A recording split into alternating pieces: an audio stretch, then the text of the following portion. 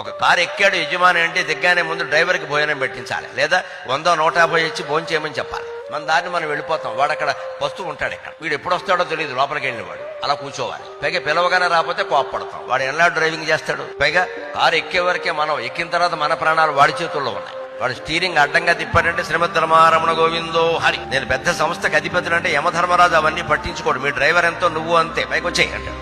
మన ప్రాణాలు వాడి చేతుల్లో ఉన్నాయి. ముందు వాడికి అన్నం పెట్టాలి. మనం దిగామంటే కనీసం టీ తాగడానికి 50 రూపాయలైనా ఇవ్వాలి. వాడికి జీతం వేరే, ఇది వేరే. పాపం ఆ 4వ తరగతి ఉద్యోగుల మనస్తత్వం ఎలా ఉంటుందంటే, వాళ్ళకి నెలకి 25,000, 30,000, 50,000 జీతం ఉన్నా సరే యజమాని 50 రూపాయలు చేతిలో పెడితే అది పరమానందంగా ఉంటుందండి. వాళ్ళకి పరమానందంగా ఉంటుంది. సార్ ఎప్పుడు దిగిన 50 రూపాయలు చేతిలో పెడతారు అని ఇంటికి వెళ్ళి వాళ్ళ ఆవిడికి చెప్తాడు. ఆవిడెంత ఆనందిస్తుందండి. దీంట్లో మనకు పోయేది ఏమిటి? రోజుకో 50 రూపాయలు చొప్పున దానం చేసినా 1500 కాలేదే. మనం సంపాదించే లక్షల్లో ఇది ఎంత?